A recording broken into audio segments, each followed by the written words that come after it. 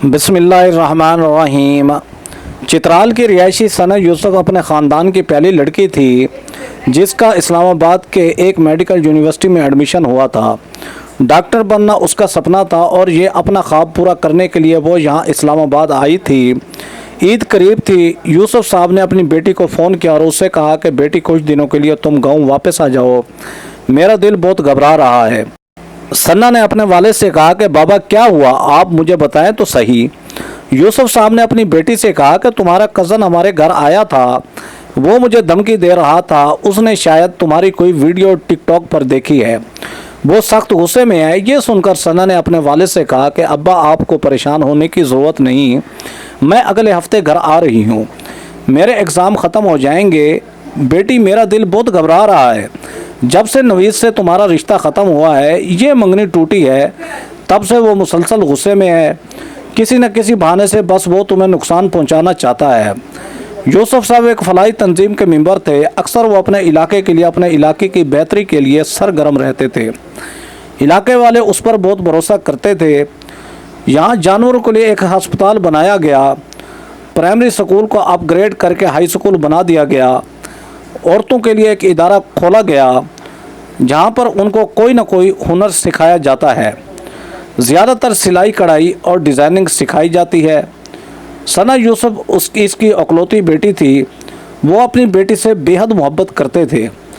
बेटी से मोहब्बत का ये आलम था कि वो हर रात सोने से पहले रोते थे। मिसेस यूसुफ ये देखकर काफ़ी परेशान हुई और वो अपने शौहर से यही कहती थी, जब सना का एडमिशन हुआ था उस वक्त तो आप बहुत खुश थे, बेटी से आप रोज़ाना बात भी करते हैं, फिर इसकी जुदाई आपके लिए बर्दाश्त नहीं होती हो क्या? अगर इतना ही सना के लिए आपका दिल परेशान है तो उसे वापस बुला लें। यूसुफ साहब अपनी बीवी से कहने लगा, ज़्यादा तुम अच्छी तरह जानती हो सना की अहमियत मेरी ज़िंदगी में कितनी ज़्यादा है। डॉक्टर बनना उसका बचपन का ख्वाब था।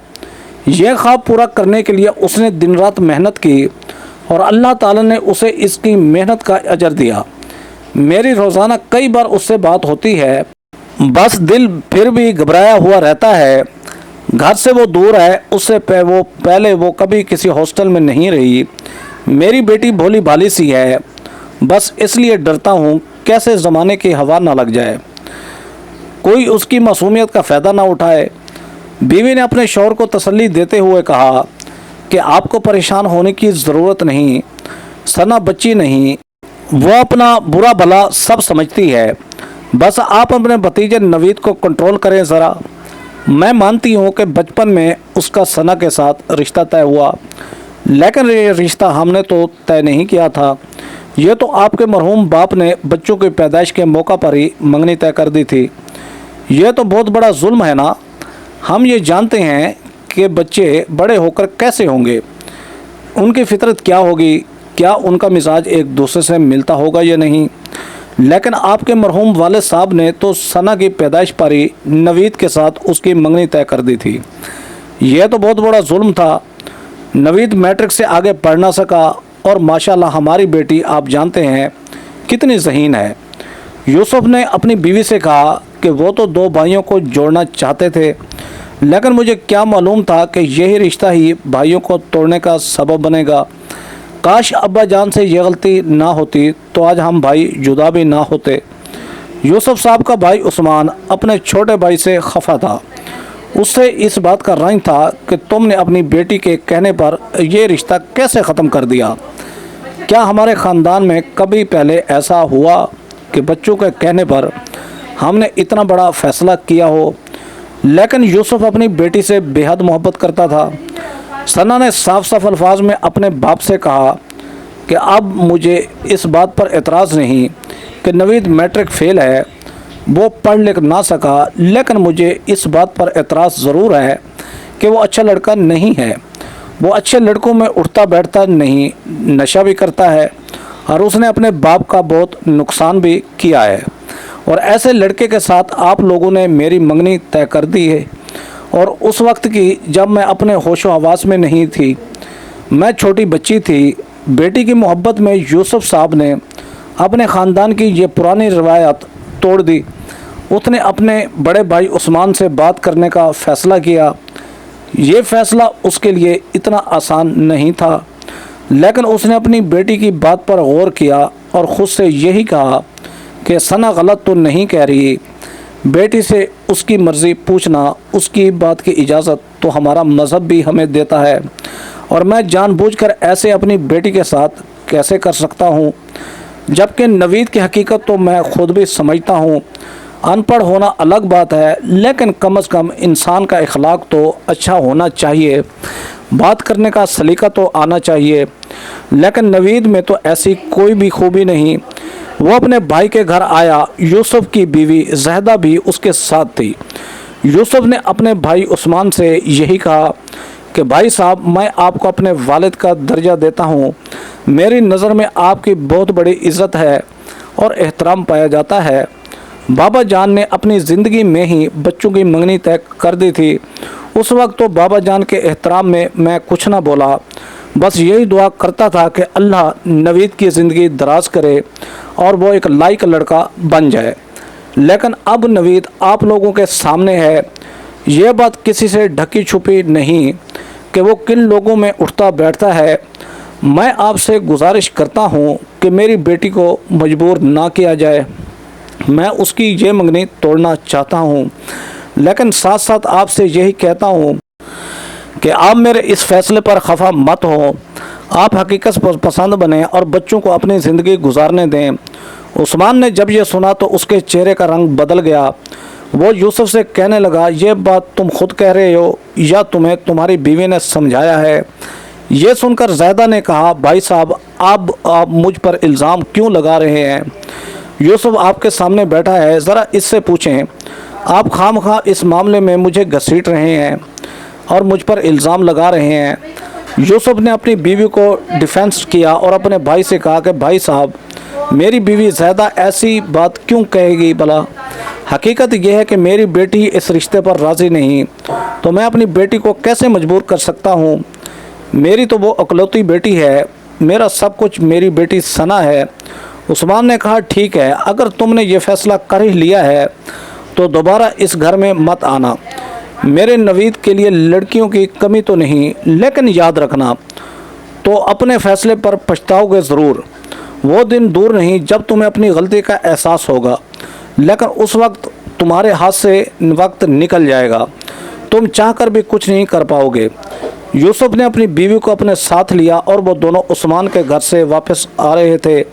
उसने अपने भाई को मनाने की बहुत कोशिश की, कई बार अकेले में उससे बात भी की, लेकिन उस्मान ने उसकी कोई बात ना सुनी, बल्कि यूसुफ को इस बात की धमकी भी दी कि आइंदा अगर मेरे घर में आने की कोशिश की तो मैं ये भूल जाऊंगा कि तुम मेरे भाई हो। तुम ये रिश्ता ख़त्म कर चुके हो तो किस मुंह से बार बार मेरे पास आते हो? बस यही समझ लो कि तुम्हारा बड़ा भाई मर चुका है तुम्हारे लिए। उस्मान ने अपने बेटे नवीद को जब ये बताया कि उन लोगों ने हमसे रिश्ता ख़त्म कर दिया है, सना तुमसे शादी के लिए रजामंद नहीं, तो वो आपे से बाहर होने लगा और वो अपने बाप से यही कहने लगा, इसलिए मैं सना की तालीम के ख़िलाफ़ था और नहीं चाहता था कि ये आगे पढ़े। जब से उसका एडमिशन मेडिकल कॉलेज में हुआ है, उसके तो तेवर ही बदल चुके हैं। ये सीधे मुँह मुझसे बात भी नहीं करती। खैर, मैं इस लड़की को देख लूँगा। उस्मान ने अपने बेटे से कहा कि अक्ल के नाखून लो। कई बार मैं तुम्हें समझा चुका था कि अपने ये तौर तरीके बदल लो, लेकिन तुमने मेरी बात ही ना सुनी। बस अपनी आवारा दोस्तों के साथ तूने अपनी ज़िंदगी गंवा दी। लेकिन मैं तुमसे पूछता हूँ कि तुम्हें क्या हासिल हुआ? क्या उन दोस्तों ने कभी तुम्हारे फ़ायदे के बारे में सोचा? हमेशा तुम्हारा नुकसान ही क्यों हुआ?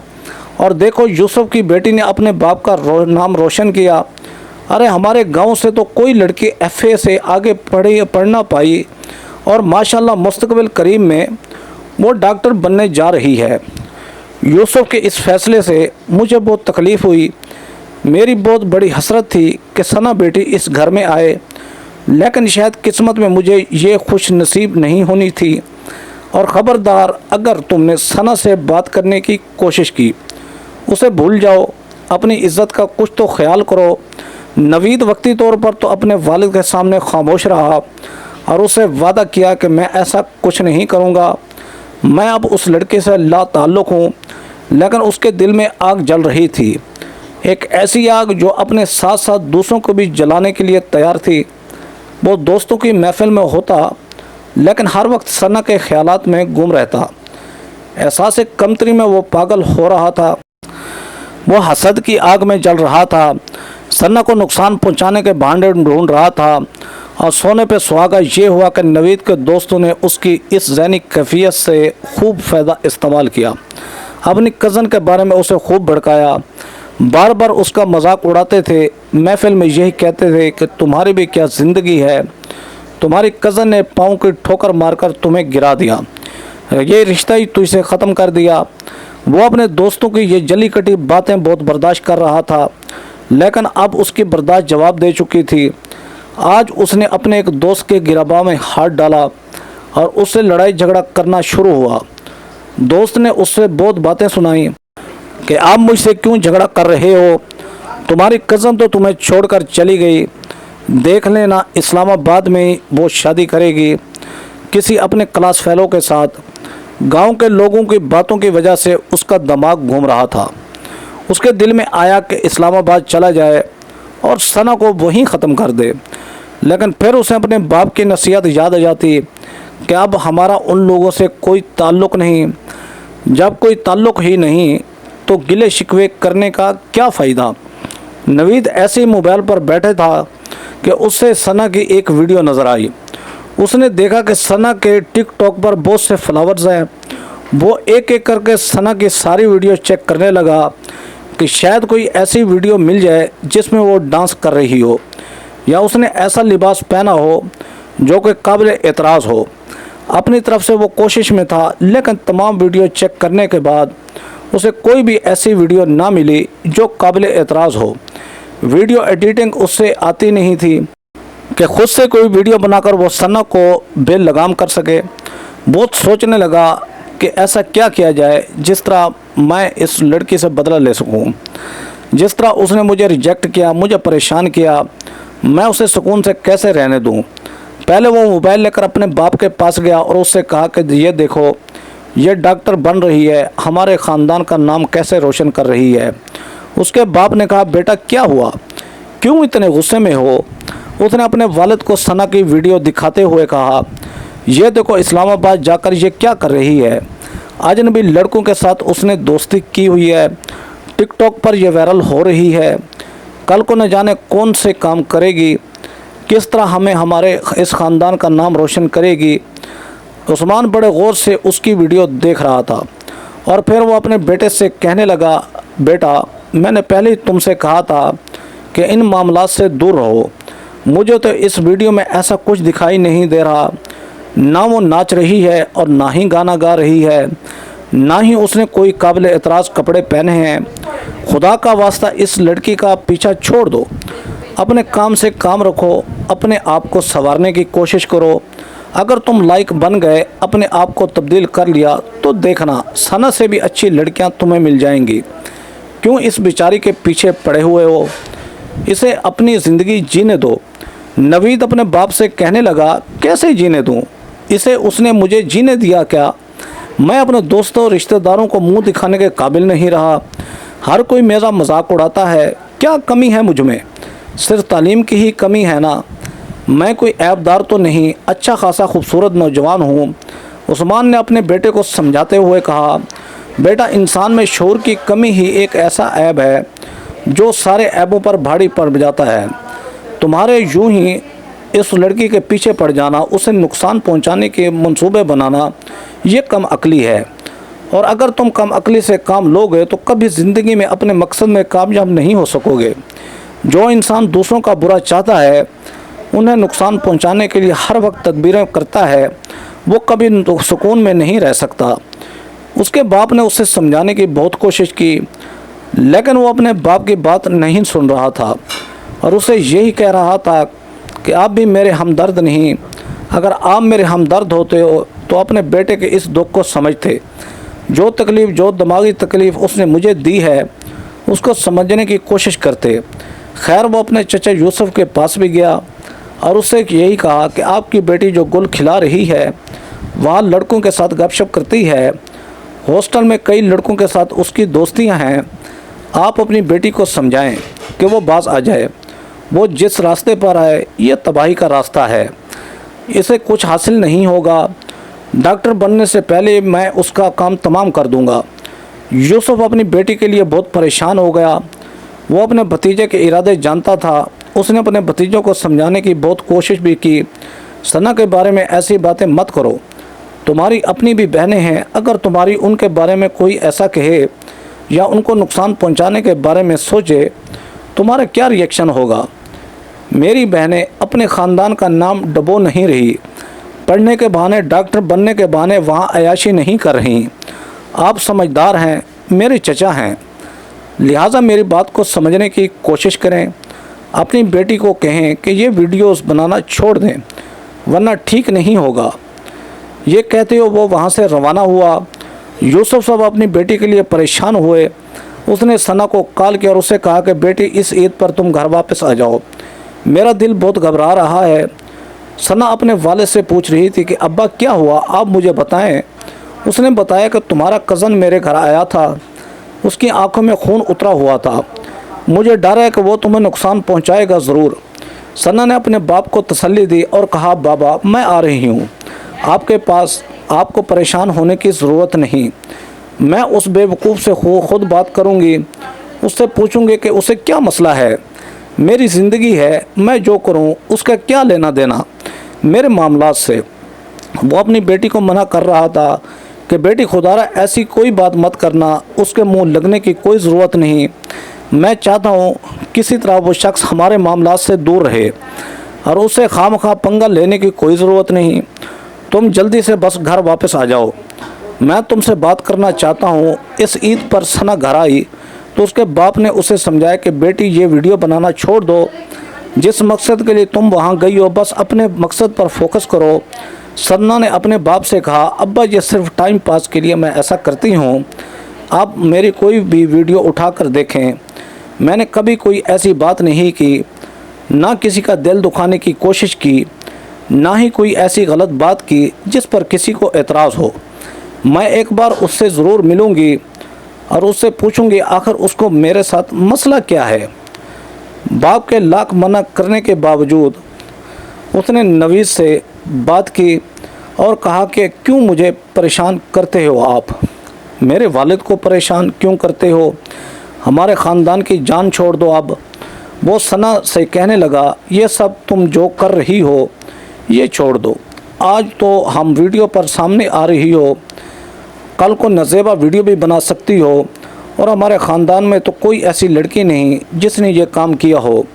तुम्हें क्या पड़ी है मशहूर होने की, क्या मिलेगा लोगों को अपनी ये सूरत दिखाकर। उसकी नवीद के साथ काफ़ी बहस रही। फिर जब उसने देखा कि नवीद का गुस्सा बढ़ रहा है तो वो वापस चली गई। सना अब भी बच्चों की तरह बेहो कर रही थी, दिमाग की बहुत कच्ची थी। अब भी अगर प्यार से उसे कोई समझाता तो वो ये वीडियो बनाना छोड़ देती, टिकटॉक पर अपना अकाउंट ख़त्म कर देती। लेकिन अब उसने अपनी अना का मसला बना लिया और मज़ीद वीडियो बनाती रही। नवीद के दोस्तों ने भी उसे खूब तपाया कि अपनी कज़न को देख ये किस काम में लग चुकी है। ईद की छुट्टियां गुजारने के बाद वो वापस इस्लामाबाद आई। अपने बाप को तसल्ली देते हुए कहा कि आपको परेशान होने की ज़रूरत नहीं। नवीद ने एक चाल चली, उसने सना को कॉल की और उसे मादरत करते हुए कहा कि मैं गुस्से में था, ऐसा कह गया, तुम जो करो तुम्हारी मर्ज़ी है, तुम्हारी ज़िंदगी है, मैं कौन होता हूँ तुम्हें रोकने वाला। मैं तुमसे माजरत करता हूँ, बल्कि ख़ुद मैं तुम्हारे पास आऊँगा, अपनी गलती की माफ़ी मांगूँगा। ये सुनकर सना काफ़ी खुश हुई। वो जून की शाम थी, ये उसकी बर्थडे थी और सालगिरह के मौका पर शाम को नवीद उसके घर में दाखिल हुआ। नवीद का दोस्त भी उसके साथ था। बेचारी सना पर गोलियां चलाईं और उसे मारकर वहां से फ़रार हो गया। सामीन, ये एक फ़र्ज़ी कहानी बनाई गई है, लेकिन ये हकीकत है कि सना यूसुफ अब इस दुनिया में नहीं। ये भी हकीकत है कि उसने कभी कोई ऐसी वीडियो नहीं बनाई थी जिस पर कोई एतराज़ करे। अगर वो सोशल मीडिया पर आई, अपने फ्लावर्स बनाए, तो क्या ये इतना बड़ा जुर्म था कि उसको जान से ही मार दिया जाए। हम लोग में बर्दाश्त क्यों ख़त्म हो चुकी है? क्यों हम अपनी अदालत लगा लेते हैं? क्या इंसान की ज़िंदगी की कोई कीमत नहीं? उस बाप पर क्या गुजरेगी जिसने अपनी बच्ची खो दी? 17 साल की उम्र में उसे मार दिया गया। क्या हमारा मज़हब हमें इस बात की इजाज़त देता है कि गैरत के नाम पर किसी की भी जान ली जाए? हर किसी ने अपनी कब्र में खुद जवाब देना है। वो कौन थी, कैसी वीडियोस बनाती थी, मैं नहीं जानता, लेकिन वो इंसान थी, किसी की बेटी थी। इस्लाह करना, नसीहत करना आपका हक़ है, लेकिन किसी की जान लेना आपका हक़ हरगिज़ नहीं। ना किसी के मरने के बाद ऐसे अल्फाज इस्तेमाल करना कि जो हुआ बहुत अच्छा हुआ, जिसने भी ये किया उसे तमगा इम्तियाज़ मिलना चाहिए, उसे इनाम मिलना चाहिए, उसके साथ ऐसा ही करना चाहिए था। बेहद दुख और अफसोस की बात है। प्यारे दोस्तों, किसी की ज़ाती ज़िंदगी में दखल अंदाजी नहीं करनी चाहिए। वीडियो पसंद है तो वीडियो को लाइक करें। हमारे चैनल शौकत वाइस को सब्सक्राइब करके बेल आइकन को दबाकर ऑल पर क्लिक कर दें ताकि आपको हर आने वाली न्यू वीडियो का नोटिफिकेशन सबसे पहले मिले। Thanks for watching. अल्लाह हाफिज़।